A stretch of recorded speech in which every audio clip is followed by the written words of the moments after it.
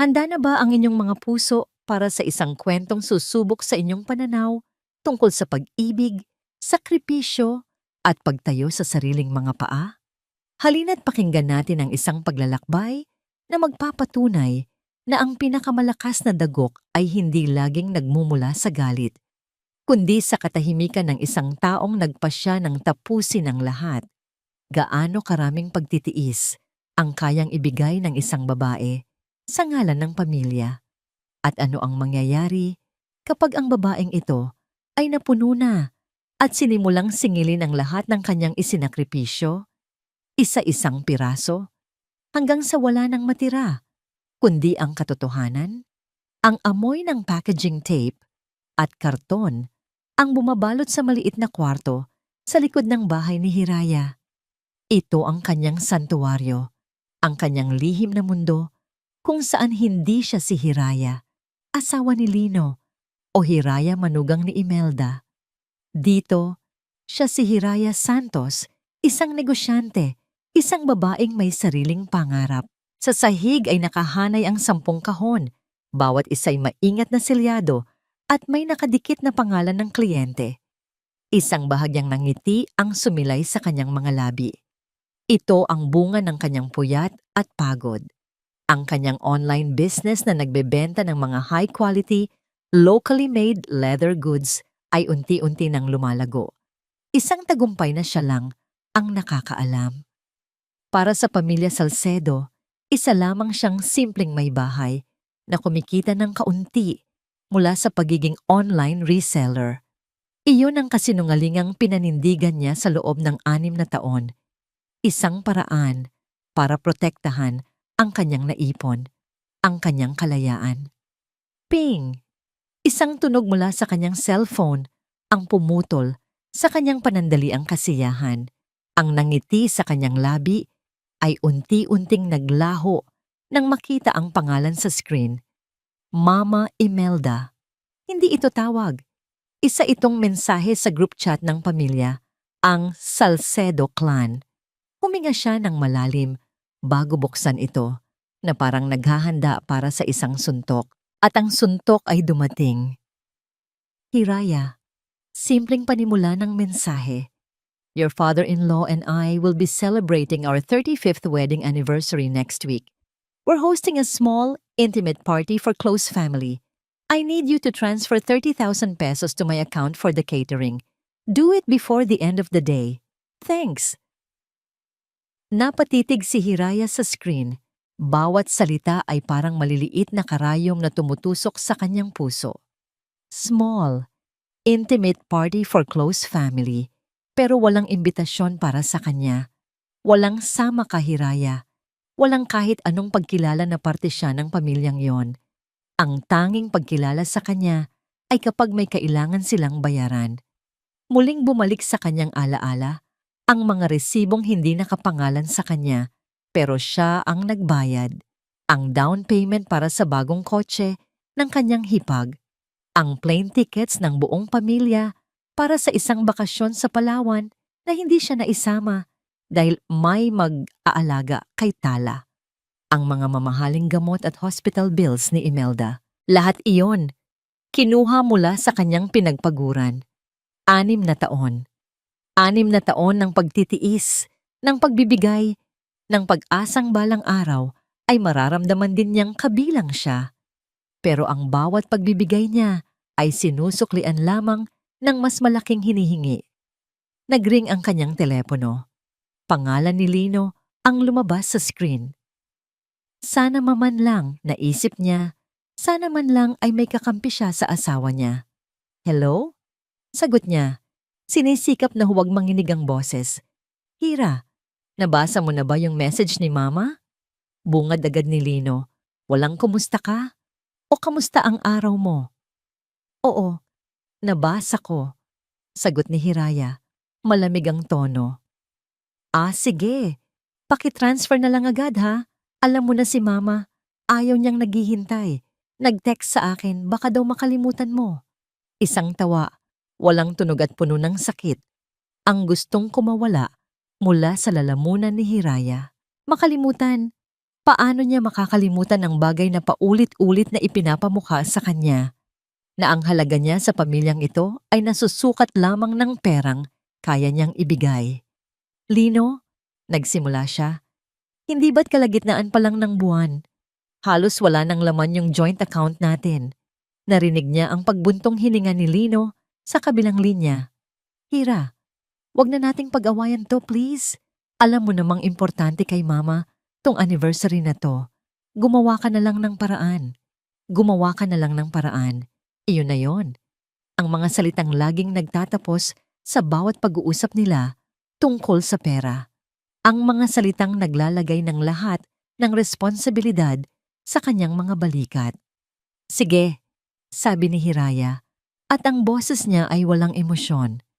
Ako na ang bahala. Ibinaba niya ang tawag. Hindi na niya hinintay pa ang sagot ni Lino. Umupo siya sa harap ng kanyang laptop. Binuksan niya ang 2 tab sa kanyang browser. Sa unang tab, nakabukas ang kanilang joint savings account, Lino and Hiraya Salcedo. Ang balance, 3,500 to 50. Isang nakakaawang halaga para sa 2 linggo panggastusin. Sa pangalawang tab, nakabukas ang kanyang personal business account, Hiraya Santos. Ang balance, 2,845,110.25. Napatingin siya sa 2 numero. Ang isa ay simbolo ng kanyang pagkabigo sa pag-aasawa. Ang isa naman ay simbolo ng kanyang lihim na lakas. Sa loob ng ilang minuto, nakatitig lang siya. Pagod. Puno ng sama ng loob. Puno ng galit na ngayon lang niya pinahintulutang umakyat mula sa kanyang dibdib patungo sa kanyang lalamunan. Tapos na. Sa ilang mabilis na pagka-click, itinransfer niya ang natitirang 3,572.50. Mula sa joint account nila, papunta sa kanyang personal account. Hindi para sa hiling ni Imelda, kundi para sa kanya, para sa anak niya. Pagkatapos, kinuha niya ang kanyang telepono. Muli niyang binuksan ang group chat na Salcedo Clan.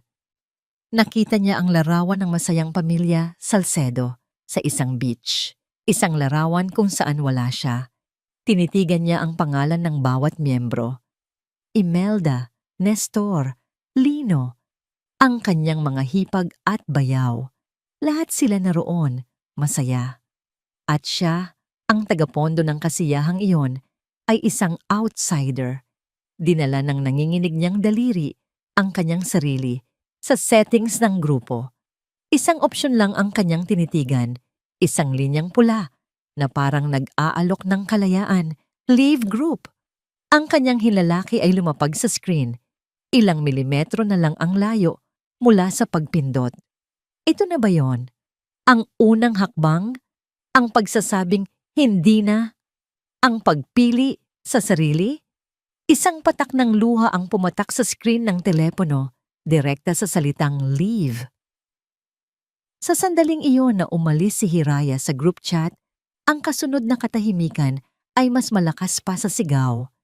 Inaasahan niya ang mabilis na pagring ng kanyang telepono, ang sunod-sunod na mensahe ng galit, ang pamilyar na panunumbat. Ngunit wala ni isang tunog. Ang bawat segundo na lumilipas ay parang isang oras. Ang bawat pag-ikot ng kamay ng orasan sa dingding ay isang malakas na dagundong sa kanyang dibdib. Nakaupo lang siya sa kanyang maliit na bodega.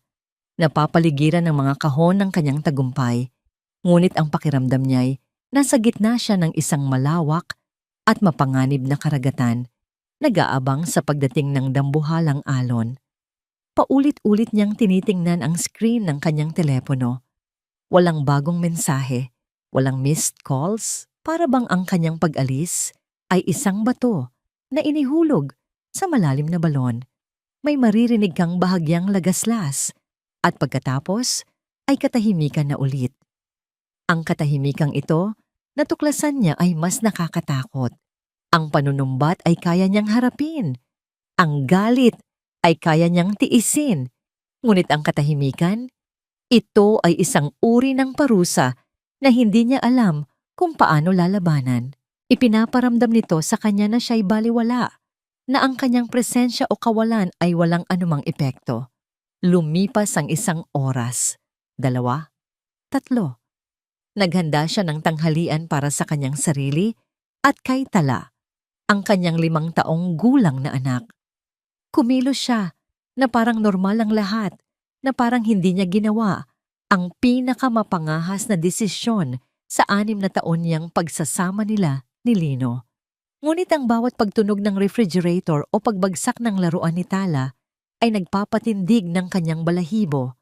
Kinahaponan, habang abala siya sa pagtutupi ng mga damit, sa wakas ay umilaw ang screen ng kanyang telepono.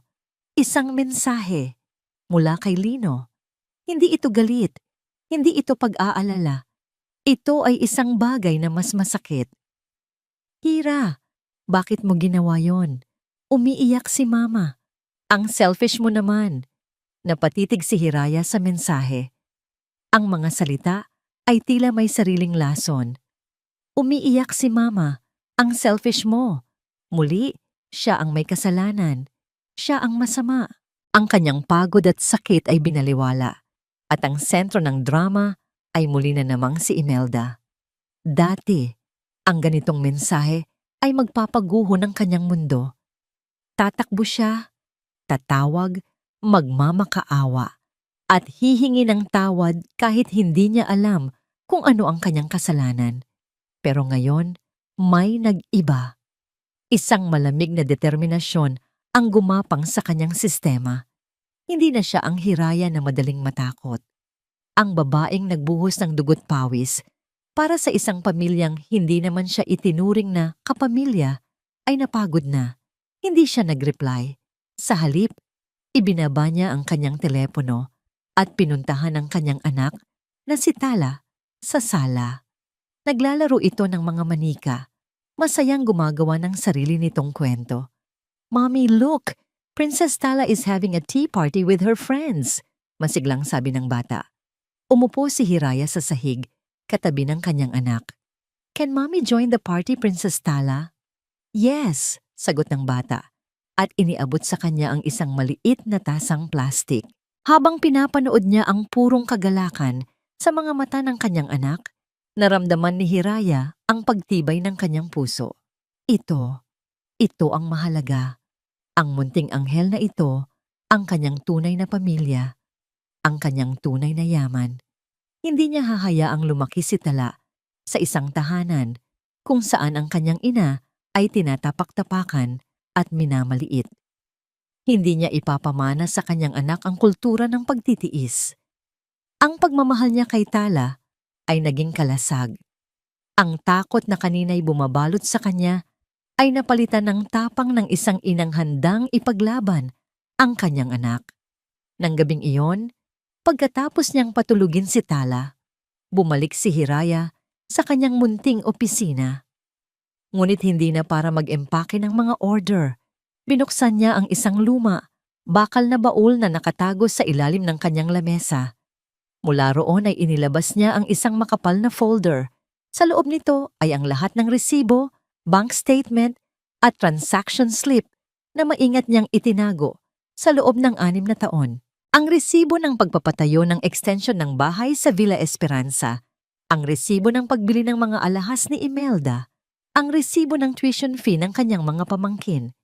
Ang mga patunay ng libo-libong pisong ipinadala niya sa iba't ibang miyembro ng pamilya Salcedo. Inisa-isa niya itong inayos sa ibabaw ng lamesa. Ang bawat piraso ng papel ay isang patak ng kanyang pawis, isang piraso ng kanyang sakripisyo. Ito ang mga bala na hindi niya alam kung kailan niya gagamitin, pero ngayon ay alam na niyang dumating na ang panahon. Sa gitna ng kanyang pag-aayos, muling nag-ring ang kanyang telepono. Sa pagkakataong ito, hindi ito mensahe. Isa itong tawag. Nanginig ang kanyang kamay nang makita ang pangalan sa screen, Mama Imelda. Huminto ang kanyang paghinga. Ito na ang bagyong hinihintay niya. Hinayaan niyang mag-ring ito ng 3 beses, bawat tunog ay isang pagsubok sa kanyang katatagan. Sa ika-4 na ring, huminga siya ng malalim. Pinakalma ang sarili at sinagot ito. Hello? Sabi niya, sinisikap na gawing matatag at walang bakas ng takot ang kanyang boses. Isang sandali ng katahimikan sa kabilang linya. Pagkatapos, isang boses na kasing lamig ng yelo ang bumasag dito. Hindi ito pasigaw, hindi ito galit. Ito ay kontrolado, mapanganib, at puno ng awtoridad. Umuwi ka dito. Ngayon din, mag-uusap tayo. Ang bawat kilometrong tinatahak ng taxi papuntang Villa Esperanza ay parang 1 kilometrong papalapit sa bibig ng leon. Dati, ang daan na ito ay pamilyar at, sa isang banda, nagbibigay ng pakiramdam ng pag-uwi.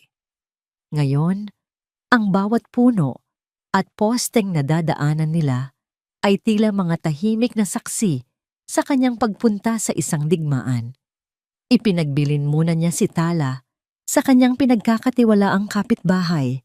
Hinalikan niya ito sa noo, nangakong babalik agad, at tiniis ang pamilyar na kirot ng pagkakasala. Isang damdaming laging ipinaparamdam sa kanya ng mga Salcedo sa tuwing uunahin niya ang ibang bagay maliban sa kanila. Ngunit ngayon, ang pag-alis niyang ito ay hindi para sa kanila. Ito ay para sa kinabukasan nila ni Tala. Nang huminto ang taxi sa harap ng malaking gate ng Villa Esperanza, huminga si Hiraya ng malalim. Ang bahay na minsan niyang pinangarap na maging tunay na tahanan ay isa na ngayong korte at siya ang nasasakdal. Naglakad siya papasok. Ang pinto ay bahagyang nakaawang, isang tila anyaya na puno ng panganib.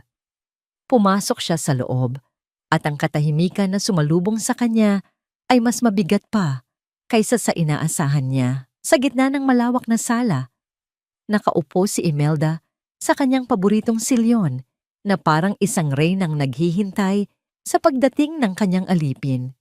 Ang kanyang mga kamay ay magkasalikop sa kanyang kandungan at ang kanyang mukha ay isang maskara ng pinaghalong hinanakit at awtoridad. Sa gilid, malapit sa bintana, nakatayo si Lino. Hindi ito makatingin ng diretso sa kanya, abala sa pagtingin sa kawalan. Ang tensyon sa silid ay halos nahihipo. Ang tanging maririnig ay ang malakas na tiktak ng grandfather's clock sa sulok. Isang orasan na regalo niya noong kaarawan ni Nestor, ang kanyang biyenang lalaki.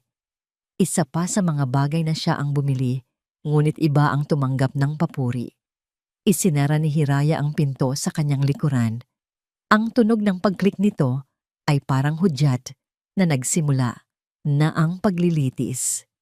Mabuti naman at naisipan mong dumating. Basag ni Imelda sa katahimikan, hindi inaalis ang tingin sa kanya. Hindi sumagot si Hiraya. Naglakad siya palapit at tumayo sa gitna ng sala. May sapat na distansya sa kanilang dalawa. Hindi na siya ang babaeng yumuyuko at umiiwas ng tingin. Anong pumasok sa isip mo, Hiraya? Pagpapatuloy ni Imelda, tumataas na ang boses. Pagkatapos ng lahat ng ginawa namin para sa'yo, isinali ka namin sa pamilyang ito. Ibinigay namin sa'yo ang pangalan namin. Pinatira ka namin sa disenteng bahay. Kapalit ng ano? Ng bastusan? Ang bawat salita ay isang pamilyar na atake. Mga salitang sanay na siyang marinig. Ngunit sa pagkakataong ito, hindi na ito tumatagos. Para na lamang itong ingay. 6 na taon kang walang ginawa, kundi umasa sa anak ko. At ngayon na may kaunti ka ng kinikita sa pagbebenta-benta mo ng kung ano-ano sa internet, lumaki na agad ang ulo mo? Ganyan ka na ba ngayon? Wala kang utang na loob. Tumingin si Hiraya kay Lino, nagbabaka sakali. Umaasa sa isang katiting na suporta, isang tingin lang, isang bahagyang pagtango, isang salita mula sa kanyang asawa na magsasabing, "Tama na, ma." "Lino?" sabi ni Hiraya. Ang boses niya ay kalmado, ngunit diretso. "Sang-ayon ka ba sa sinasabi ng nanay mo?" Sa wakas ay gumalaw si Lino. Ngunit sa halip na salubungin ang kanyang tingin, yumuko ito at kinamot ang kanyang batok. "Hira naman, wag mo nang palakihin pa dito. Mag-sorry ka na lang kay mama para matapos na. At doon, namatay ang huling piraso ng pag-asa sa puso ni Hiraya. Ang pag-iwas ni Lino ng tingin ay mas malinaw pa sa anumang salita. Kinampihan na nito ang ina. Pinili na nito ang kanyang panig. At sa panig na yon, si Hiraya ang kalaban. Isang malamig na hangin ang tila dumaan sa kanyang likuran. Ang init ng galit at sakit ay napalitan ng isang bagay na mas matatag, desisyon. Hindi, sabi ni Hiraya. Ang kanyang boses ay malinaw at hindi nanginginig. Napatigil si Imelda sa gitna ng kanyang paghinga. Maging si Lino ay nag-angat ng tingin, nagulat. Anong sabi mo? Tanong ni Imelda, hindi makapaniwala. Sabi ko, hindi, ulit ni Hiraya. At sa pagkakataong ito, tiningnan niya si Imelda ng diretso sa mga mata. Hindi ako hihingi ng tawad at hindi na rin ako magbibigay ng pera. Tumayo si Imelda, ang kanyang muka ay namumula sa galit. At bakit hindi? Dahil tapos na po ako, sabi ni Hiraya. Bawat salita ay may bigat. Tapos na akong maging sagot sa lahat ng problema ninyo sa pera. Tapos na akong maging tagapondo ng mga luho ninyo. Mula ngayon ang bawat sentimong kikitain ko ay para sa anak ko na lang, si Tala. Nilapitan niya si Lino at sa unang pagkakataon, ito ang hindi nakayanan ang kanyang titig. At ikaw? Sabi niya sa asawa, sana, kahit minsan, naisip mo kung saan nanggagaling ang paraan na laging hinihiling mo sa aking gawin. Humarap siyang muli sa kanilang dalawa. Ang kanyang tindig ay diretso. Ang kanyang mga kamay ay nasa gilid, hindi na nanginginig. Ang panahon ko bilang ATM ng pamilyang ito ay tapos na. Isang nakakabinging katahimikan ang muling namayani. Ang mukha ni Imelda ay nagpalit-palit mula sa pagkabigla, sa galit at sa huli, sa isang bagay na mas nakakatakot. Isang mapanlibak na tawa ang kumawala sa mga labi nito. Hindi ito tawa ng katuwaan, kundi tawa ng isang taong nasukol at naghahanda para sa isang mas masamang atake. Talaga? Sabi ni Imelda, ang kanyang mga mata ay nanlilisik. Sa tingin mo, kaya mo. Sino ka ba sa akala mo para magsalita ng ganyan? Tingnan natin.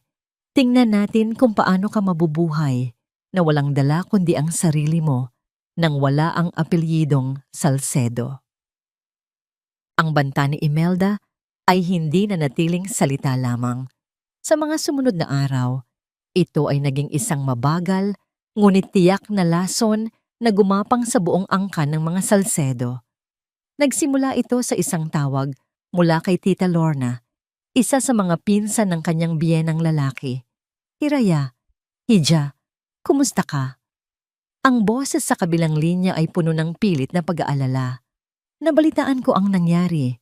Sobrang nag-aalala kami para sa'yo. At para kay Lino, nag-usap na ba kayo ulit? Kawawa naman ang Mama Imelda mo. Hindi na halos makakain sa sobrang pag-iisip. Ramdam ni Hiraya ang patibong sa bawat salita. Ito ang pamilyar na taktika ng pamilya. Ang pagbabaliktad ng kwento, kung saan ang nang-aapi ang siyang nagiging biktima. Okay lang po ako, tita. Salamat po sa pag-aalala. Sagot ni Hiraya. Pinapanatiling kalmado at magalang ang kanyang boses. Ito po ay isang bagay na kailangan naming ayusin ni Lino ng kami lang. Pero Hija, pamilya tayo. Ang problema ng isa ay problema ng lahat. Giit ng tiyahin. Hindi maganda na nagre-rebelde ka ng ganyan. Tandaan mo, asawa ka. May responsibilidad ka sa asawa mo at sa pamilya niya. Hindi na nakipagtalo si Hiraya. Magalang siyang nagpaalam at ibinaba ang telepono. Ngunit pagkatapos ng tawag na yon, sumunod pa ang iba. Tawag mula sa isang hipag, mensahe mula sa isang bayaw, chat mula sa isang malayong pamangkin. Ang tono ay iisa. Siya ang may kasalanan. Siya ang walang utang na loob. Siya ang nagdudulot ng kahihiyan sa pangalan ng mga Salcedo. Naging malinaw ang diskarte ni Imelda. Gagamitin nito ang buong angkan para puwersahin siyang lumuhod at humingi ng tawad. Ihihiwalay siya, ipaparamdam na nag-iisa siya sa laban na ito hanggang sa wala na siyang pagpipilian kundi ang sumuko. Sa halip na panghinaan ng loob, mas lalong tumigas ang puso ni Hiraya. Isinantabi niya ang mga tawag at mensahe. Itinuon niya ang kanyang buong atensyon sa kanyang negosyo na para bang ang bawat produktong kanyang naibebenta ay isang boto ng tiwala para sa kanyang sarili. Ang kanyang trabaho ang naging kanyang kanlungan. Isang gabi, habang abala siya sa pag-aasikaso ng kanyang website, isang mensahe ang pumasok sa kanyang telepono. Mula ito sa isang pinsan ni Lino na nakatira sa probinsya, isa sa iilang miyembro ng pamilya na hindi gaanong naiimpluwensyahan ni Imelda. "Hira, mag-ingat ka," sabi sa mensahe. Ikinakalat ni Tita Imelda na kaya ka daw nagkakaganyan ay dahil mayroon kang ibang lalaki at kaya ka daw umalis sa GC ay para itago ang mga pinagkakagastusan mo para sa lalaki mo. Sinisiraan ka niya sa lahat. Just letting you know. Napahawak ng mahigpit si Hiraya sa kanyang telepono. Ang kamandag ay mas malala pa pala sa kanyang inaakala. Hindi na lang ito tungkol sa pera. Sinisira na ni Imelda ang kanyang pagkatao, ang kanyang dangal bilang babae at ina. Ngunit sa halip na umiyak, isang kakaibang kapayapaan ang kanyang naramdaman. Ang huling piraso ng pag-alinlangan sa kanyang puso ay naglaho. Ngayon, sigurado na siya. Hindi na ito isang simpleng hindi pagkakaunawaan. Isa na itong deklarasyon ng digmaan. At sa isang digmaan, kailangan niyang maging handa. Kinabukasan, hindi siya nag-empake ng mga order. Sa halip, inilabas niya ang kanyang printer.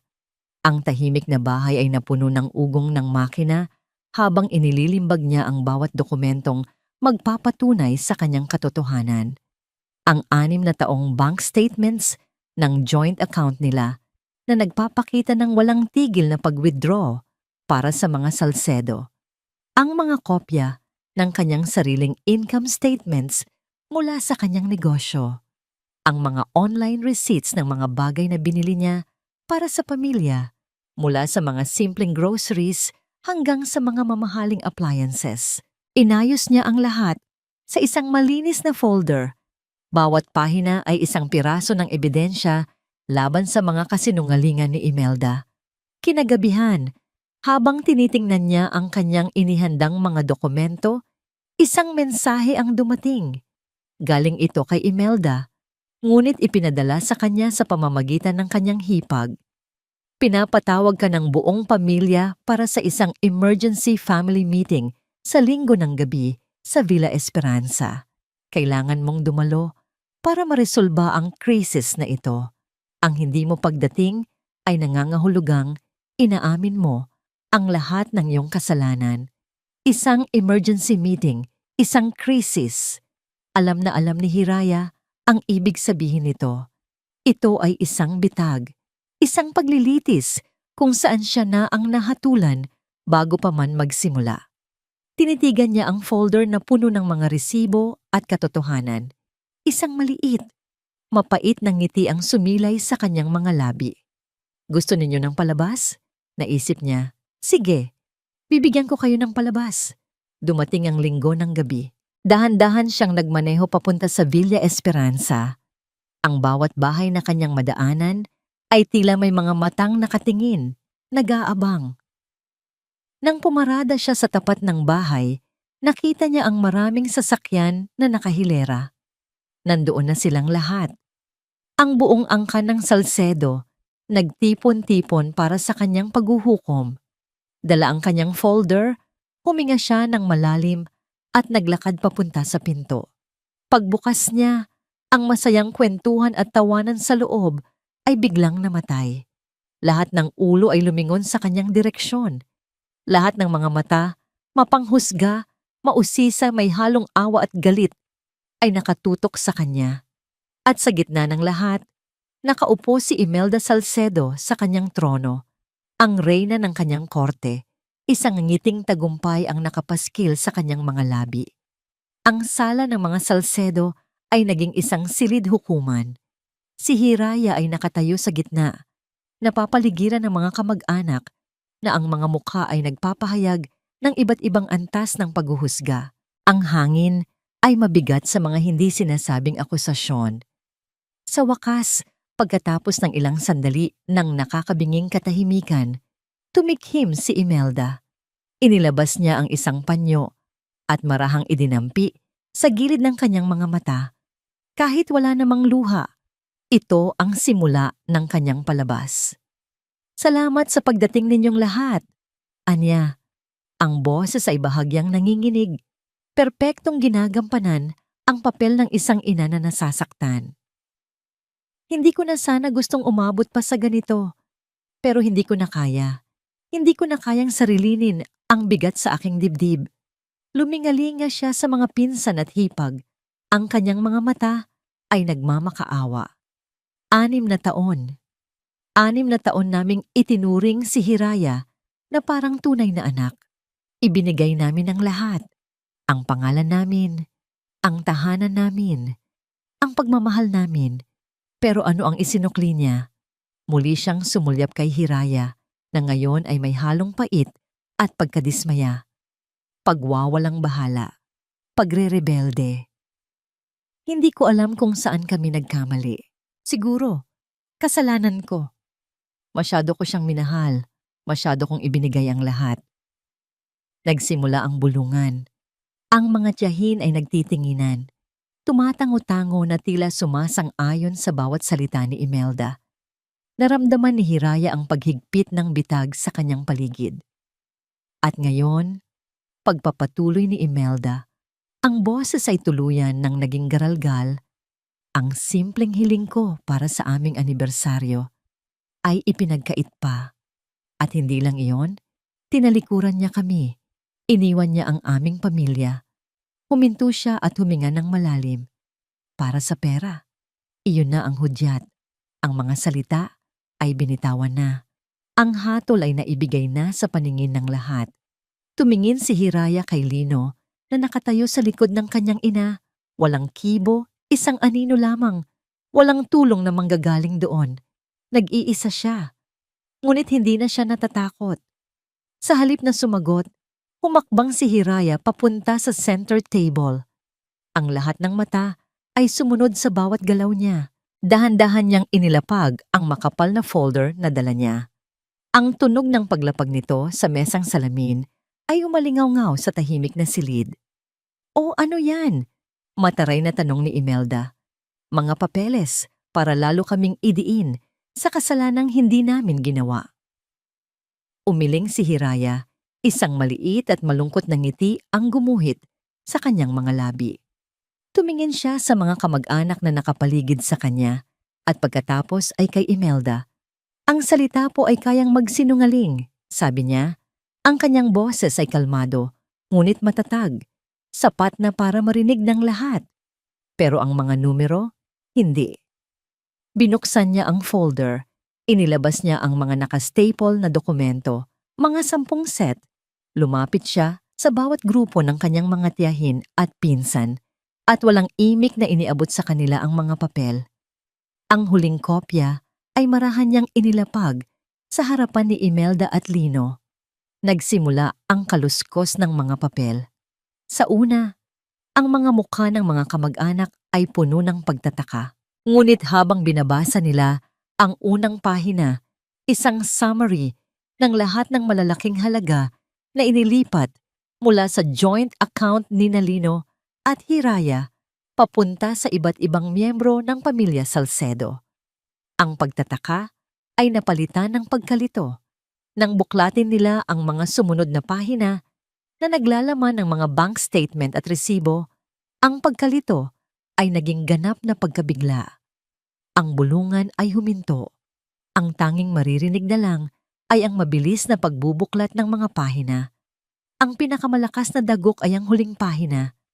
Isang kopya ng income statement ng negosyo ni Hiraya na malinaw na nagpapakita ng kanyang kinikita bawat buwan. Isang halagang 5 beses na mas malaki kaysa sa sahod ni Lino. Isang tiyahin ang napatakip ng bibig. Isang pinsan ang napatingin kay Imelda nang hindi makapaniwala. Ang buong kwento ni Imelda, ang kwento ng isang kawawang manugang na umaasa lang sa kanyang anak, ay gumuho sa loob lamang ng ilang segundo. Ngunit ang reaksyon na pinakatinutukan ni Hiraya ay ang reaksyon ni Imelda. Nang makita ni Imelda ang mga numero sa papel, ang kulay sa kanyang mukha ay biglang nawala. Ang kanyang mga mata ay nanlaki sa pagkagulat at pagkatapos ay sa purong panik. Ang kanyang tingin ay nagpabalik-balik mula sa papel papunta kay Hiraya. Ang reyna ay natanggalan ng korona. Ang kanyang mga kasinungalingan ay nahubaran sa harap ng lahat ng kanyang nasasakupan. Sa isang sulok, nakita ni Hiraya ang kanyang biyenang lalaki, si Nestor, na kanina pa tahimik. Hawak nito ang mga papel, ngunit hindi niya tinitingnan ang mga numero. Nakatitig ito ng diretso kay Hiraya. Ang kanyang mga mata ay may ekspresyong hindi mabasa. Hindi galit, hindi pagkagulat, kundi isang bagay na mas malalim, na tila isang pagkilala, na sukol, walang magawa, natalo. Humarap si Imelda kay Hiraya. Ang kanyang mukha ay nag-aapoy sa pinaghalong galit at kahihiyan. Ang kanyang huling alas ay isang sigaw na puno ng kamandag. May pera ka nga. Sigaw niya. Ang boses ay basag at desperado. Ano naman ngayon? Ang anak mo? Dala-dala ang apelyido ng mga Salcedo. Tandaan mo yan, Hiraya. Kukunin ko siya sa'yo. Ang sigaw ni Imelda sa pagtatapos ng pagtitipon ay hindi lang isang banta na dala ng galit. Ito ay isang pangako. At tinupad niya ito ng mas mabilis kaysa sa inaasahan ni Hiraya. Isang linggo pagkatapos ng gabing iyon, habang naghahanda si Hiraya ng merienda para kay Tala, isang kumatok sa kanilang pinto. Hindi ito ang karaniwang delivery man para sa kanyang negosyo. Isang lalaking nakauniforme ang nag-abot sa kanya ng isang makapal na brown envelope. Nanginig ang kanyang mga kamay habang dahan-dahan niyang pinupunit ang selyo. Sa loob, ang mga salitang nakalimbag sa legal na papel ay tila tumalon at sumampal sa kanyang mukha. Petition for sole custody. Napatigil sa pag-ikot ang mundo ni Hiraya. Ang pangalan ni Lino Salcedo, ang kanyang asawa, ang nakalagay bilang petitioner. Ngunit alam niya, ramdam niya sa bawat hibla ng kanyang pagkatao na ang mga salitang ito, ang bawat paratang, ay nagmula sa isip at puso ni Imelda. Umupo siya sa sofa. Ang mga binti ay tila nawalan ng lakas. Binasa niya ang bawat linya at sa bawat pangungusap, isang kutsilyo ang tila itinarak sa kanyang puso. Ang ina, si Hiraya Santos Salcedo, ay nagpapakita ng kapabayaan sa kanyang tungkulin bilang ina. Inuuna ang kanyang hindi malamang pinagkakakitaan kaysa sa kapakanan ng kanyang anak. Nagpapakita ng emosyonal na kawalang tatag na maaaring makasama sa paglaki ng bata. Iniiwan ng bata sa mga kapitbahay ng walang sapat na dahilan na nagpapakita ng kawalan ng interes sa pag-aaruga. Lahat ay kasinungalingan, mga katotohanang binaluktot para magmukha siyang isang halimaw. Ang kanyang pagsusumikap para mabigyan ng magandang kinabukasan si Tala ay ginamit laban sa kanya. Ipinalabas na pagpapabaya. Ang kanyang paghingi ng tulong sa kapitbahay para makadalo sa paglilitis ng sarili niyang pamilya ay ginawang ebidensya ng kanyang pagiging iresponsable. Ang pinakamasakit sa lahat ay ang pirma ni Lino sa dulo ng dokumento. Ang lalaking minahal niya, ang ama ng kanyang anak, ay pumayag na gamitin ang kanilang sariling anak bilang sandata para saktan siya. Isang patak ng luha ang tumulo mula sa kanyang mata at pumatak sa papel. Binubura ang isang bahagi ng pangalan ni Lino. Ngunit mabilis niya itong pinunasan. Hindi ito ang oras para umiyak. Kinabukasan, maaga siyang nagtungo sa isang law office sa Maynila na inirekomenda ng isang kaibigan. Dala ang sobre at ang kanyang sariling folder ng mga ebidensya. Ipinaliwanag niya ang lahat. sa isang abogadong nagngangalang Attorney De Castro, isang babaeng nasa mga 40 na may matalas na tingin. Matiyagang nakinig ang abogada. Paminsan-minsan ay tumatango habang tinitingnan ang mga dokumentong inilatag ni Hiraya. Malinaw ang kanilang estratehiya, Mrs. Salcedo, sabi ni Attorney De Castro pagkatapos ng mahabang pagsasalaysay. Alam nilang malakas ang laban mo pagdating sa pinansyal, kaya't ang iyong karakter bilang ina ang kanilang sisirain. Sa mga kasong tulad nito, nagiging madumi ang laban. Gagamitin nila ang pera at impluensya para makahanap ng mga pekeng testigo kung kinakailangan. Isang malamig na takot ang gumapang sa puso ni Hiraya. Ang pag-iisip na may mga taong handang magsinungaling sa korte para lang sirain siya ay nakakapanlumo.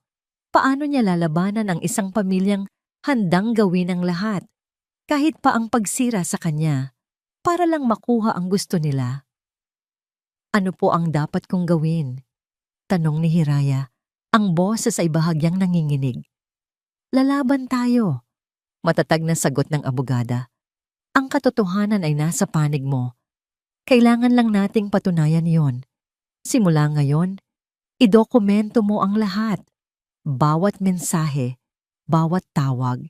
Itala mo ang bawat araw na kasama mo ang anak mo. At higit sa lahat, huwag kang magpapadala sa kanilang pananakot. Umuwi si Hiraya na may halo-halong emosyon. Mayroon siyang pag-asa dahil sa sinabi ng abogada, ngunit mayroon ding mabigat na takot. Ito ay isang laban na hindi niya pinili, isang digmaang isinubo sa kanya. Nang gabing iyon, hindi siya makatulog. Pumasok siya sa kwarto ni Tala at pinanood ang mahimbing na pagtulog ng kanyang anak. Ang payapang mukha nito, ang dahan-dahang pagtaas at pagbaba ng dibdib nito sa bawat paghinga. Ito ang kanyang mundo. Ang pag-iisip na maaring ilayo ito sa kanya ay isang bangungot. Niyakap niya ang kanyang anak. Maingat para hindi ito magising. Dito, sa dilim ng kwarto, sa tabi ng kanyang natutulog na anak, hinayaan niyang bumuhos ang kanyang mga luha. Umiyak siya hindi dahil sa awa sa sarili, kundi dahil sa takot. Takot ng isang ina na maaaring mawala sa kanya ang kanyang pinakamamahal na yaman. Ngunit kinabukasan, paggising niya, wala na ang mga luha. Ang natira ay ang bakal na determinasyon. Tiningnan niya ang kanyang sarili sa salamin. Ang babaeng nakatingin pabalik ay pagod at may bakas ng puyat. Ngunit ang kanyang mga mata ay hindi na nagpapakita ng pag-aalinlangan. Ito ay isang digmaan para sa kanyang anak. At sa digmaang ito, hindi siya papayag na matalo. Kinuha niya ang kanyang telepono at tinawagan si Atty. De Castro. "Handa na po ako," sabi niya. "Lalaban na kami." Habang naghahanda siya ng almusal, isang hindi rehistradong numero ang tumawag sa kanyang telepono. Nag-atubili siyang sagutin ito, ngunit may nag-udyok sa kanyang pindutin ang answer button. "Hello?" Isang pamilyar, ngunit bihirang marinig na boses ang sumagot mula sa kabilang linya.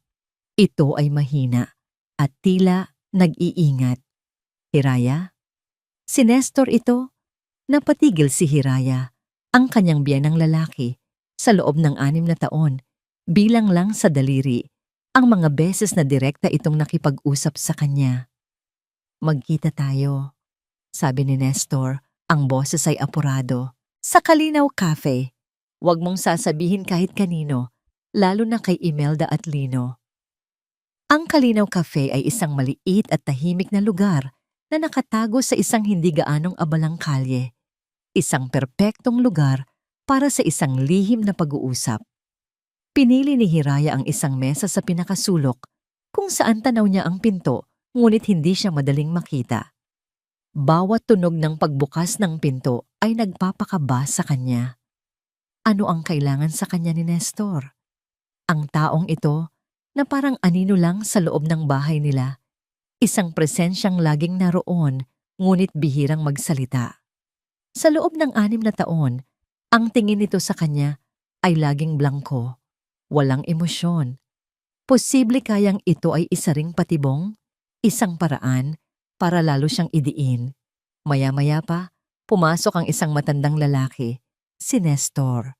Ngunit ang taong pumasok ay iba sa Nestor na nakatira sa Villa Esperanza. Ang kanyang mga balikat ay tila mas mabigat, ang kanyang mga mata ay pagod, at ang kanyang dating awtoridad bilang padre de pamilya ay napalitan ng isang aura ng kalungkutan. Umupo ito sa silyang nasa harapan ni Hiraya. Hindi agad nagsalita. Umorder lang ito ng kape sa waiter. Sa loob ng ilang minuto, tanging ang tunog ng mga kubyertos at mahinang musika ang maririnig sa pagitan nila. Salamat sa pagdating. Sa wakas ay basag ni Nestor sa katahimikan. Ang kanyang boses ay mas mahina kaysa sa dati. Hindi ito makatingin ng diretso sa mga mata ni Hiraya. Bakit po ninyo ako pinapunta rito? Tanong ni Hiraya, direkta at walang paligoy-ligoy. Wala na siyang panahon para sa mga laro. Huminga ng malalim si Nestor, tila nag-iipon ng lakas. Mayroon akong utang na loob, Hiraya. Isang utang na matagal ko nang dapat binayaran. Napakunot ang noo ni Hiraya. Utang po? Sa nanay mo, sabi ni Nestor. Tumingin ito sa kanya sa unang pagkakataon. At sa mga mata nito ay nakita ni Hiraya ang isang bagay na hindi niya pa nakikita dati. Sinseridad at pagsisisi. Maraming taon na ang nakalipas. Pagsisimula niya, bago pa man kayo magkakilala ni Lino, na aksidente ako. Papauwi ako, galing sa isang business trip nang mawalan ng preno ang sinasakyan ko at bumangga sa isang puno. Mabilis na kumalat ang apoy. Ang boses ni Nestor ay naging garalgal habang inaalala ang nakaraan. Naipit ang mga paa ko. Hindi ako makalabas. Tanggap ko na. Katapusan ko na. Pero may isang babaeng huminto. Isang babaeng walang takot na lumapit sa nasusunog na sasakyan at pilit akong inilabas. Nabalian siya ng braso sa paghila sa akin, pero hindi siya tumigil hanggang sa mailayo niya ako bago sumabog ang sasakyan. Tumulo ang isang luha mula sa mata ng matanda. Ang babaeng iyon ay ang nanay mo, si Althea. Isa siyang anghel na nagligtas sa buhay ko. Natigilan si Hiraya, ang kanyang ina, na pumanaw dahil sa sakit ilang taon na ang nakalipas, ay hindi gaanong nagkwento tungkol sa kanyang kabayanihan. Sinubukan ko siyang bayaran, pagpapatuloy ni Nestor, pero tumanggi siya. Ang sabi niya, ang buhay ay hindi binabayaran ng pera. Nangako ako sa sarili ko na balang araw, makakabawi ako. Pero lumipas ang mga taon at naging abala ako sa pagpapalago ng negosyo. Hanggang sa isang araw, ipinakilala ka sa amin ni Lino, ang anak ni Althea. Nakita ko yon bilang isang pagkakataon. Isang pagkakataon para tuparin ang pangako ko sa pamamagitan ng pag-aalaga sa kanyang anak. Yumuko si Nestor, puno ng kahihiyan. Pero nabigo ako. Naging duwag ako. Hinayaan kong dominahan ako ni Imelda. Hinayaan kong apihin kanya sa sarili kong pamamahay. Hinayaan kong gamitin kanya. At sa lahat ng iyon, nanahimik lang ako. Matagal na akong nanahimik. Sabi niya, ang kanyang boses ay puno ng determinasyon. Hindi ko pwedeng hayaan na sirain ng asawa't anak ko, ang anak ng taong nagligtas sa buhay ko. May inilabas siyang isang brown envelope mula sa kanyang coat at marahan itong itinulak sa ibabaw ng mesa palapit kay Hiraya. Hindi ito bayad sa utang na loob, sabi niya. Dahil walang halaga ang katumbas ng buhay, isipin mo na lang ito bilang isang sandata. Isang bagay na tutulong sa iyo na makapagsimula ulit at protektahan ang apo ko. Tiningnan ni Hiraya ang envelope, pagkatapos ay kay Nestor. Mag-ingat ka sa kanila, Hiraya. Huling sabi ng matanda. Ang kasakiman ni Imelda at ang kahinaan ni Lino. Iyan ay isang mapanganib na kombinasyon. Pagkatapos noon ay tumayo na si Nestor at umalis. Iniwan si Hiraya na tulala. at puno ng tanong. Nanginig ang kanyang mga kamay habang binubuksan ang envelope. Sa loob ay hindi pera. Ito ay isang titulo ng lupa. Isang titulo ng isang commercial lot sa sentro ng kanilang probinsya. Malinis at nakapangalan na sa kanya, Hiraya S. Santos. Napahawak siya sa kanyang bibig. Hindi mapigilan ang mga luhang bumuhos mula sa kanyang mga mata. Ngunit sa pagkakataong ito, hindi ito luha ng sakit o takot. Ito ay luha ng pasasalamat. Ang pag-asa. Mayroon siyang kakampi. Mayroon siyang panlaban. Umalis siya sa Kalinaw Cafe na tila lumulutang. Sa unang pagkakataon, sa loob ng maraming linggo, gumaan ang kanyang pakiramdam. May pag-asa. Kaya niyang manalo sa laban na ito. Habang naglalakad siya pabalik sa kanyang sasakyan, napadaan siya sa isang mamahaling restaurant. Isang pamilyar na figura ang kanyang natanaw sa loob, sa isang mesang malapit sa bintanang salamin. Napatigil siya. Si Lino. Ngunit hindi ito nag-iisa. Kasama niya ang isang babae, maganda at mukhang bata.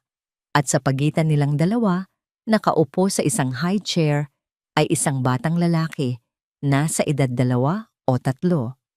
Nakita ni Hiraya kung paano ngumiti si Lino sa babae. Isang ngiting matagal na niyang hindi nakikita.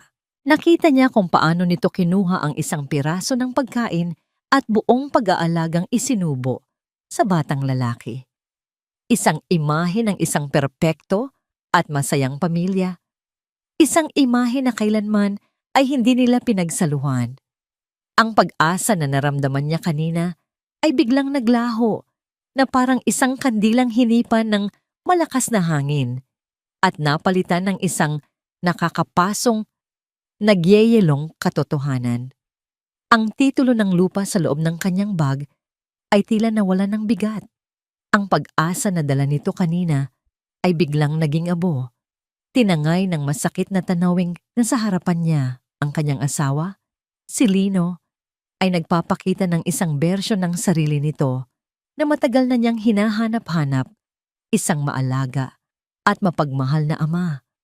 Ngunit para sa ibang anak at sa piling ng ibang babae. Hindi makagalaw si Hiraya. Ang kanyang mga paa ay tila nabaon sa semento. Ang ingay ng kalye, ang mga busina ng sasakyan, ang tawanan ng mga dumaraan, lahat ay humina at naging isang malayong ugong. Ang tanging malinaw sa kanyang paningin at pandinig ay ang eksena sa loob ng restaurant. Nakita niya ang lambing sa mga mata ni Lino habang pinupunasan nito ang gilid ng labi ng batang lalaki. Nakita niya ang pamilyar na ngiti ng babae habang nakikipagkwentuhan ito sa kanyang asawa. Isang perpektong larawan, isang kasinungalingan na dumurog sa lahat ng pinaniniwalaan niya.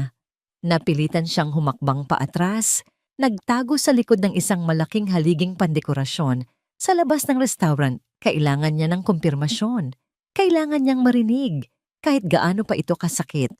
Isang bahagi niya ang sumisigaw na umalis na. Ngunit isang mas malakas na bahagi ang kailangang malaman, ang buong katotohanan. Ilang sandali pa, tumayo ang babae, may hawak na telepono. Naglakad ito palapit sa salamin. Ilang talampakan na lang ang layo mula sa kinatatayuan ni Hiraya. Tila naghahanap ng mas magandang signal. Idinikit nito ang telepono sa tainga at nagsimulang magsalita. Ang boses nito ay matamis at masaya. Isang tunog na parang musika. Isang musikang biglang naging tunog ng kanyang kamatayan. Hello, Ma? Opo, magkasama kami ngayon. Napatigil sa paghinga si Hiraya. Ma? Ang tawag na yon. Ang pamilyar na tawag na yon. Kumusta po? Oo, maayos naman ang lahat. Pagpapatuloy ng babae, may halong hagik-gik sa kanyang boses. Ang galing ng plano ninyo, Ma. Si Lino, sunod-sunuran. Konting-konti na lang at magiging opisyal na rin kaming pamilya, kasama ang apo ninyong lalaki. Bawat salita ay parang matutulis na bubog na tumagos sa kanyang pandinig at dumiretso sa kanyang puso.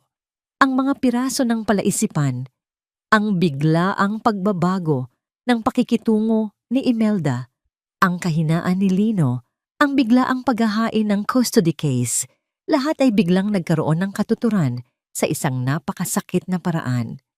"Huwag po kayong mag-alala sa babae niya," sabi pa ng babae.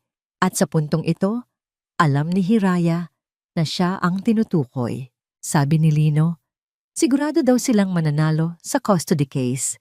Madali lang daw palabasin na iresponsable siyang ina.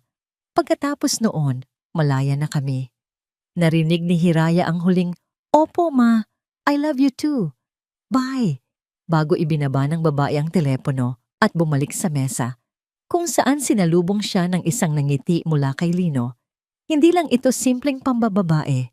Ito ay isang sabwatan, isang planadong pagtataksil na isinagawa ng dalawang taong pinagkatiwalaan niya, ang kanyang asawa at ang kanyang biyenan. Ginawa siyang tanga. Ginawa siyang kasangkapan sa isang masalimuot na laro kung saan ang premyo ay ang kanyang pagkawala at ang kanyang anak. Napahawak siya sa malamig na haligi para suportahan ang sarili. Hirap siyang huminga na para bang may isang kamay na pumipiga sa kanyang dibdib. Ang sakit ay hindi na matukoy. Hindi na ito basta kirot. Ito ay isang ganap na pagkawasak. Ang pag-asang dala ng titulo ng lupa kanina ay tila isang malupit na biro. Kasabay ng kanyang pagtalikod ay ang pagpatak ng ulan. Sa una ay mahina, pagkatapos ay lumakas, na tila nakikidalamhati ang langit sa kanyang pagluluksa. Naglakad siya ng walang direksyon sa ilalim ng ulan. Hindi niya ininda ang lamig o ang pagkabasa. Hinyaan niyang basain ng ulan ang kanyang mukha, ang kanyang damit.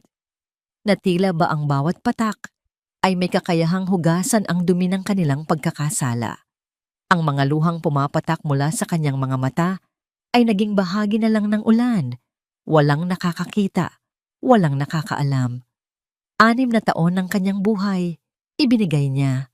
Ang kanyang lakas, ang kanyang pera, ang kanyang pagmamahal.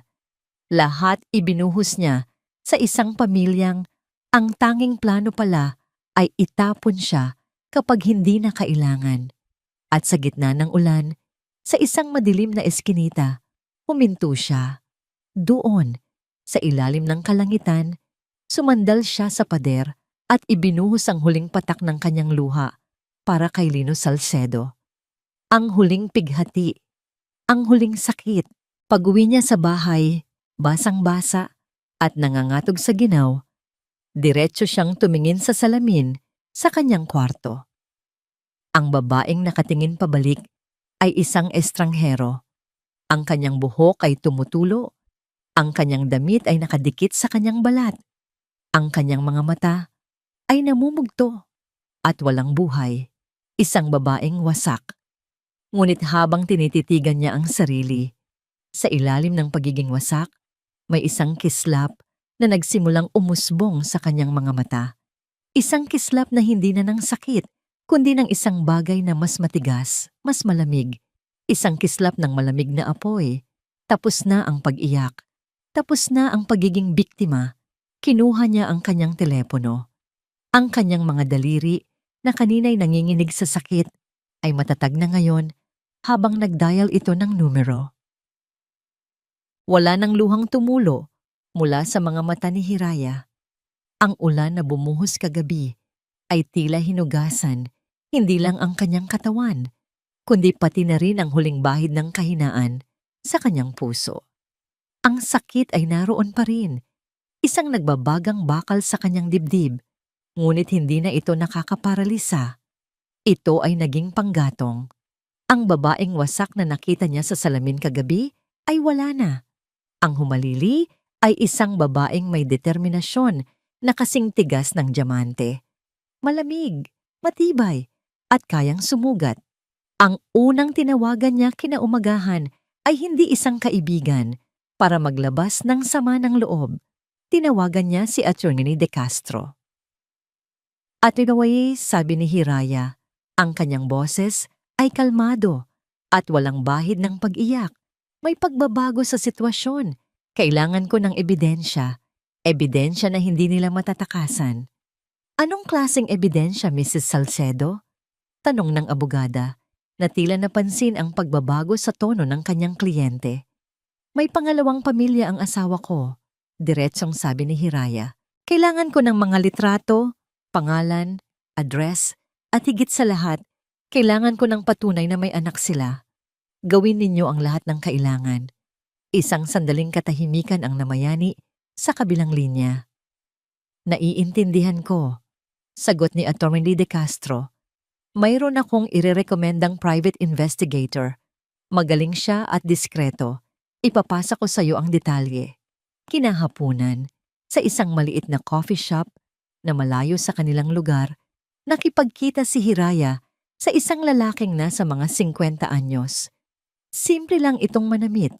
At kung hindi mo alam ang kanyang trabaho, iisipin mong isa lang siyang ordinaryong empleyado. Ngunit ang kanyang mga mata ay mapanuri at matalas.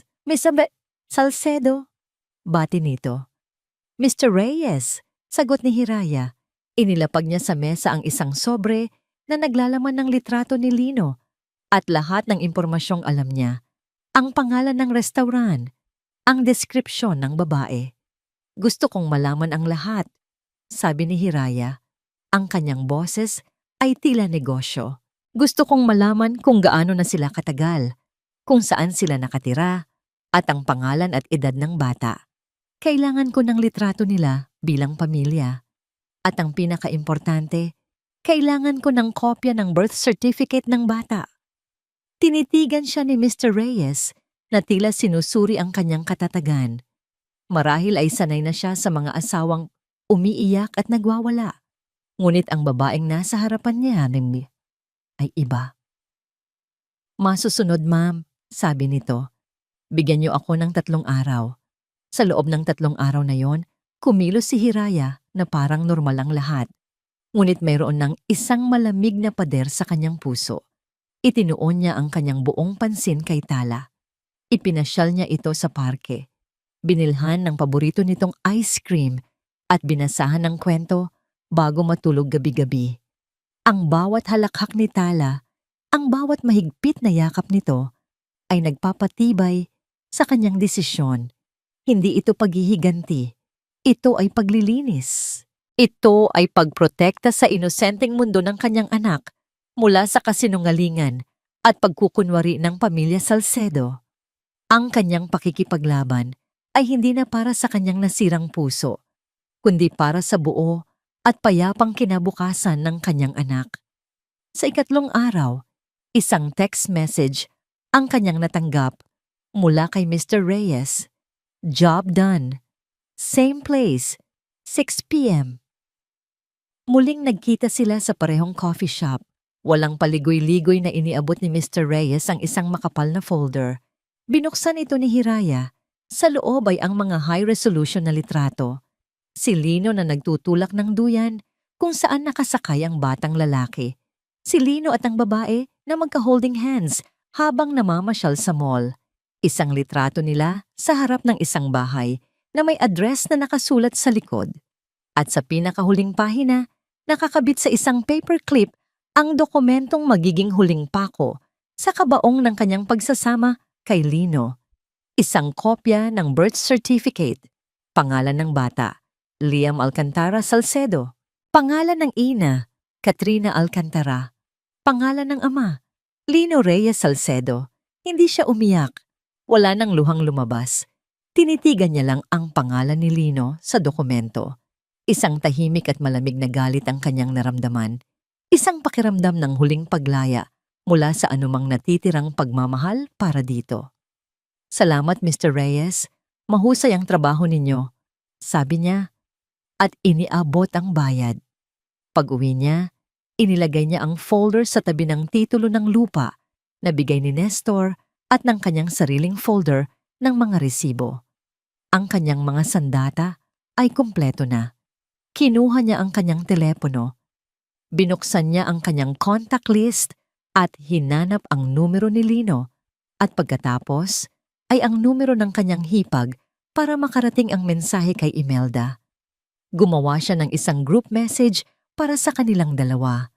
Ang kanyang mga daliri ay hindi nanginginig habang nagtatype siya. Bawat letra ay may bigat at katiyakan. Villa Esperanza, bukas, 7:00 ng gabi. Dalhin ninyo ang abogado ninyo. Dadalhin ko rin ang sa akin. Iyon lang, walang paliwanag, walang emosyon, isang utos. Sa kabilang dako ng lungsod, sabay na natanggap ni Lino at Imelda ang mensahe. Nagkatinginan sila, isang ngisi ng pagwawagi ang gumuhit sa mukha ni Imelda. "Tingnan mo," sabi niya sa anak. Sumusuko na siya. Natakot na sa demanda. Ito na ang huling desperadong pagtatangka niya. Bukas, tapos na ang lahat ng ito. Ang sala ng Villa Esperanza ay muling naging entablado. Ngunit ngayon, hindi na ito isang paglilitis ng buong angkan. Ito ay isang formal na paghaharap ng dalawang magkasalungat na panig. Bawat isa'y may sariling abogado. Dumating si Hiraya kasama si Attorney De Castro 5 minuto bago ang 7:00. Tahimik silang umupo sa isang sofa. Ang kanilang presensya ay nagpapakita ng kalmadong profesionalismo. Si Hiraya ay nakasuot ng isang simpleng itim na bestida. Ang kanyang buhok ay maayos na nakatali. At ang kanyang mukha ay walang emosyon na tila isang manlalaro ng chess na pinag-aralan na ang bawat posibleng galaw. Makalipas ang ilang sandali, dumating sina Imelda at Lino kasama ang kanilang abogado. Isang mayabang na lalaking tila sanay sa mga kasong pinapanalo ng pera. Ang kumpiyansa sa kanilang mga mukha ay halos nakakainsulto. Para sa kanila, ito ay isang formalidad na lamang bago ang kanilang tuluyang panalo. "Mabutit narito na kayo," bungad ng abogado ni Lino, si Attorney Fernandez. Inilatag nito ang kanyang briefcase sa mesa. "Upang maging mabilis ang lahat, hayaan ninyong linawin ko ang posisyon ng aking kliyente. Dahil sa ipinakitang kapabayaan at emosyonal na kawalang tatag ni Mrs. Salcedo, hinihiling ni Mr. Salcedo ang buong kustodya ng kanilang anak. Ngunit, dahil sa kabutihang loob ng pamilya Salcedo, handa silang mag-alok ng visitation rights basta't susundin ang mga kondisyong aming ilalatag." Habang nagsasalita si Attorney Fernandez, nakatingin si Hiraya kay Lino. Nagawa nitong salubungin ang kanyang tingin sa unang pagkakataon at sa mga mata nito ay may halong awa at pagmamataas na para bang sinasabi, "Sumuko ka na lang, ito ang nararapat." Hindi nagsalita si Attorney De Castro. Tumingin lang ito kay Hiraya na marahang tumango. Nang matapos magsalita si Attorney Fernandez, kinuha ni Hiraya ang folder na dala ni Attorney De Castro. Ito ang folder mula kay Mr. Reyes. Hindi siya tumingin sa abogado. Tumingin siya ng diretso kay Lino. "Bago tayo magpatuloy," sabi ni Hiraya, ang kanyang boses ay malamig at matatag. "Nais kong may makita kayo." Dahan-dahan niyang binuksan ang folder. Ang unang litratong kanyang inilabas ay ang litrato ni Lino na masayang tinutulak sa duyan ang isang batang lalaki. Inilapag niya ito sa gitna ng mesa. Ang ngiti sa mukha ni Attorney Fernandez ay bahagyang naglaho. Si Imelda ay napakunot noo. Ngunit si Lino, biglang nanigas. Ang kulay sa kanyang mukha ay unti-unting nawala. Inilabas ni Hiraya ang pangalawang litrato, si Lino at Katrina Alcantara, na magkahawak kamay. Inilapag niya ito sa tabi ng unang litrato. Sa sino yan? Isang kaibigan? Pagtatangka ni Imelda na kontrolin ang sitwasyon, ngunit may panginginig na sa kanyang boses. Hindi siya pinansin ni Hiraya. Ang kanyang mga mata ay nakatutok pa rin kay Lino, na ngayon ay hindi na makatingin at nakayuko na lang sa mesa.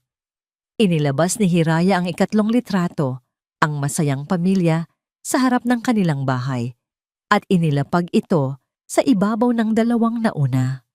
"Ang lahat ng paratang ninyo ng emotional instability at kapabayaan," sabi ni Hiraya, ang kanyang boses ay tila isang patalim na humihiwa sa katahimikan, ay nag-ugat sa isang kasinungalingan.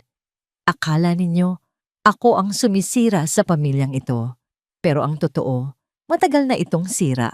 At ito, kinuha niya ang huling dokumento ang birth certificate at marahan itong idinula sa ibabaw ng mesa hanggang sa huminto ito sa mismong harapan ni Lino. Ito ang katibayan. Si Attorney Fernandez ang unang dumampot nito. Habang binabasa niya ang mga pangalang nakasulat, ang kanyang kumpiyansa ay tuluyang gumuho. Napatingin siya kay Lino nang may pagkadismaya at pagkainis. Kinuha ito ni Imelda mula sa kamay ng kanyang abogado. Ang kanyang mga mata ay nanlaki habang binabasa ang pangalan, Liam Alcantara Salcedo. Ang kanyang pangarap na magkaroon ng apong lalaki, natupad nga. Ngunit ito rin ang magiging katapusan ng lahat ng kanyang plano. Ang katahimikan ay nabasag ng isang impit na tunog mula kay Lino. Itinaas niya ang kanyang ulo at ang kanyang mukha ay basang-basa na ng luha. Hiraya, patawarin mo ko, sabi niya. Ang boses ay basag. Lumuhod siya sa sahig. Gumapang siya palapit kay Hiraya at sinubukang hawakan ang kanyang mga kamay. Hira, please. Nagkamali ako. Bigyan mo ako ng isa pang pagkakataon. Itatama ko ang lahat. Ngunit ang mukha ni Hiraya ay hindi nagbago. Malamig. Walang emosyon. Tumingin siya sa lalaking minsan niyang minahal ng buong puso, na ngayon ay nakaluhod at nagmamakaawa sa kanyang paanan. At wala na siyang naramdamang kahit ano. Walang galit. Walang awa, walang pagmamahal. Wala na. Huli na ang lahat, Lino, sabi niya, at marahang inalis ang kamay nito. Hindi pa ito tapos. Sigaw ni Imelda. Tumayo ito. Ang mukha ay puno ng desperadong galit. Kahit ano pang sabihin mo, mayaman kami. Kaya naming bayaran ang pinakamagaling na abogado. Kaya naming biglang bumukas ang pinto ng sala. Pumasok si Nestor. Ang kanyang presensya ay nagpatigil sa lahat. Naglakad siya ng dahan-dahan papunta sa mesa. Ang kanyang mukha ay seryoso at malungkot. Hindi niya tiningnan ang kanyang asawa o anak. Ang kanyang mga mata ay nakatuon lamang kay Hiraya. Tapos na ang kasinungalingan, Imelda, sabi niya sa asawa. Ang boses ay puno ng awtoridad na matagal nang nawala. May inilapag siyang isang dokumento sa ibabaw ng mga litrato. Ang titulo ng lupa. Bago pa man ang lahat ng ito, mayroon na akong ibinigay kay Hiraya, sabi ni Nestor. Nilingon ang naguguluhang si Attorney Fernandez. Ang commercial lot sa sentro ng bayan na nagkakahalaga ng higit pa sa bahay na ito ay naisalin ko na sa pangalan niya bilang bayad sa isang utang na hindi kailanman mababayaran ng pera. Tumingin siya sa kanyang umiiyak na anak na nakaluhod pa rin sa sahig. At ikaw, Lino, sinira mo ang lahat. Ang huling palo, ang huling dagok. Si Imelda ay napaupo na lang sa kanyang silya, talunan at walang masabi.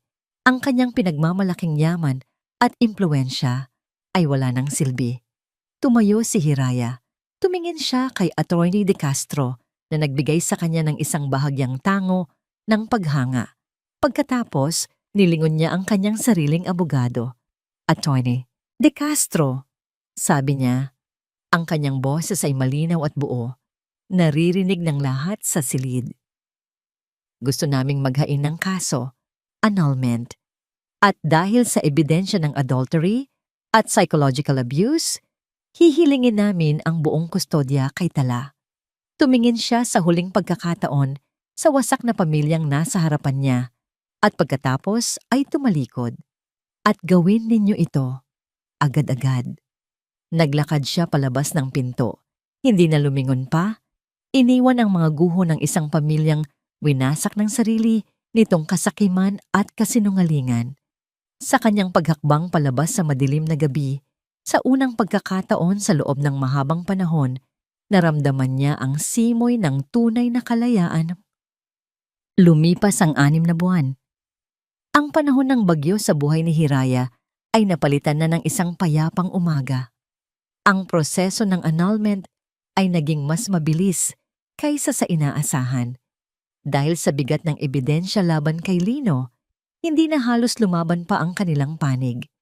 Ang kustodya ni Tala ay kaagad na ibinigay sa kanya. Walang naging habol ang mga Salcedo. Nawalan sila ng kapangyarihan, nawalan sila ng boses, sa sandaling ang katotohanan ay lumabas. Ngayon, nakatira na si Hiraya at Tala sa isang bagong bahay sa isang tahimik na subdibisyon malapit sa Maynila. Hindi ito kasing laki ng bahay sa Villa Esperanza, ngunit bawat sulok nito ay puno ng init at katahimikan. Ang mga pader ay pininturahan ng maliliwanag na kulay at sa sala, nakasabit ang mga masasayang litrato nilang mag-ina. Ito ang kanilang santuwaryo, ang kanilang tahanan.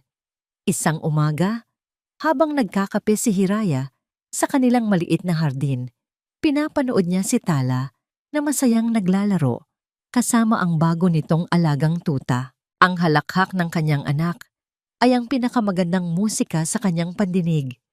Wala nang anino ng takot o tensyon sa mga mata nito. Dito, sa kanilang bagong buhay, malaya silang maging masaya. Ang kanyang online business, ang Hiraya Leather Goods, ay lalo pang lumago. Dahil wala ng pamilyang sumisipsip ng kanyang kita, nagawa niyang mag-invest sa mas magagandang materyales at kumuha ng 2 katulong sa paggawa. Ang kanyang mga produkto ay nagsimula nang makilala hindi lang sa bansa, kundi pati na rin sa ibang bansa. Tumunog ang kanyang telepono, isang tawag mula sa kanyang financial advisor. "Good morning, Mrs. Santos." Masiglang bati nito. "May maganda akong balita.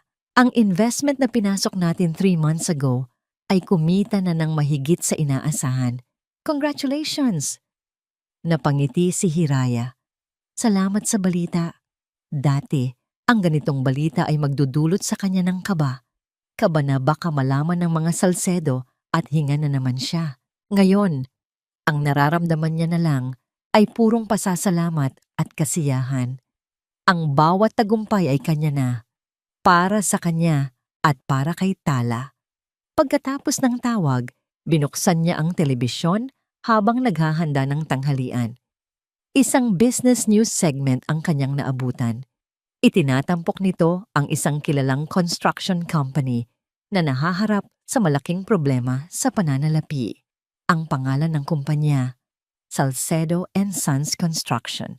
Ayon sa reporter, ang kumpanya ay nanganganib na malugi dahil sa mga maling pamamalakad at biglaang pag-atras ng mga investor. Ipinakita sa screen ang mukha ni Lino na mabilis na umiiwas sa mga kamera sa labas ng kanilang opisina. Ang kanyang mukha ay payat, magulo ang buhok, at malalim ang mga mata, malayong malayo sa kumpiyansang Lino na kanyang nakilala. Hindi nakaramdam ng galit o tuwa si Hiraya. Ang naramdaman niya ay isang uri ng pagwawakas, isang kabanatang tuluyan ng nagsara. Kalmado niyang kinuha ang remote at inilipat ang channel sa cartoons para kay Tala. Ang buhay ng mga Salcedo ay hindi na niya problema. Maya-maya, isang sulat ang dumating sa koreo. Mula ito sa probinsya. Nang buksan niya, nakita niya ang pamilyar na sulat kamay ni Nestor. "Mahal kong Hiraya, kumusta ka na? Sana ay nasa mabuti kayong kalagayan ni Tala. Alam kong wala akong karapatang mangumusta, pero gusto ko lang ipaalam sa'yo na labis kong pinagsisisihan ang aking pananahimik.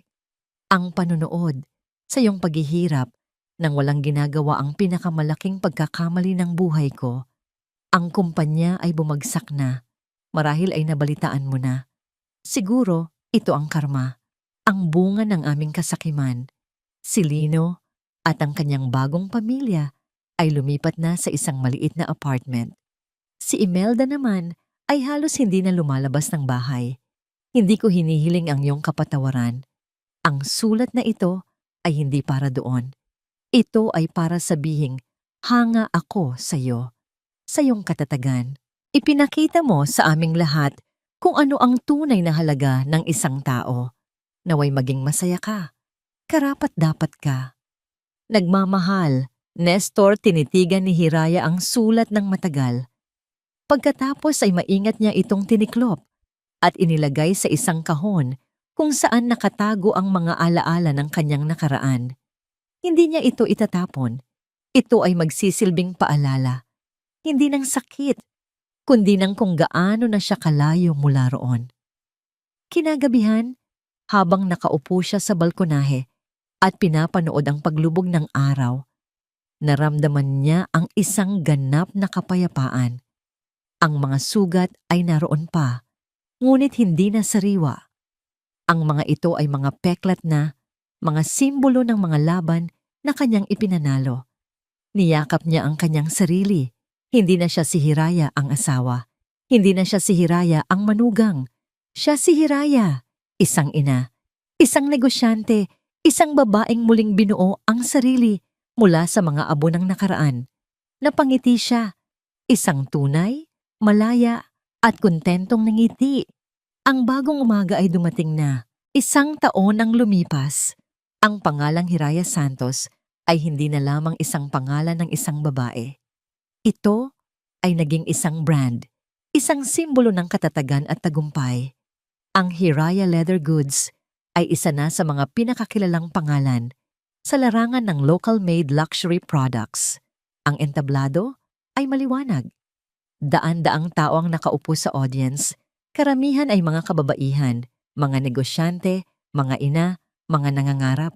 Ngayong gabi, isa si Hiraya sa mga pangunahing tagapagsalita at awardees sa Gawad Filipina, honoring women in business.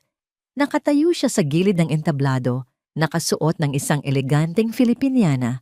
Kalmado ang kanyang puso habang pinagmamasdan ang nagaganap na programa. Ilang taon lang ang nakalipas. Ang ideya na tatayo siya sa harap ng ganito karaming tao para magbahagi ng kanyang kwento ay isang malayong panaginip. Ngayon, ito na ang kanyang katotohanan. At ngayon, sabi ng MC, isang babaeng nagpatunay na ang tunay na puhunan sa negosyo ay hindi lang pera, kundi puso at tapang. Bigyan po natin ng masigabong palakpakan ang founder at CEO ng Hiraya Leather Goods, Ms. Hiraya Santos. Naglakad si Hiraya papunta sa gitna ng entablado, sinalubong ng malakas na palakpakan. Ngumiti siya, isang ngiting abot tenga, puno ng pasasalamat. Tumingin siya sa audience at sa isang hilera malapit sa harap, nakita niya ang dalawang pinakamahalagang tao sa kanyang buhay. Si Tala, na ngayon ay 6 na taong gulang, ay masiglang kumakaway. Suot ang isang maliit na bestida na kapareho ng sa kanya. Sa tabi nito, nakaupo ang isang pamilyar na matandang lalaki, si Nestor. Sa nagdaang taon, dahan-dahan itong naging bahagi ng kanilang buhay, hindi bilang biyenan, kundi bilang isang lolo Nestor kay Tala. Isang kaibigang puno ng pagsisisi at naghahangad na makabawi sa mga apo. Tinanguan siya nito, isang ngiti ng paghanga at paggalang ang nasa mga mata. Huminga ng malalim si Hiraya at nagsimulang magsalita. Magandang gabi po sa inyong lahat. Panimula niya, ang kanyang boses ay malinaw at puno ng kumpiyansa. Maraming salamat po sa parangal na ito. Isang malaking karangalan.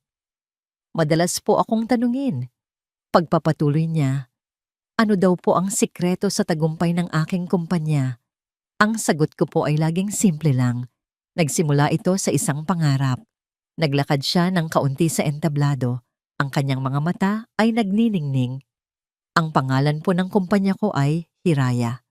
Sa lumang Tagalog, ang ibig sabihin po ng Hiraya ay ang bunga ng pag-asa o pangarap.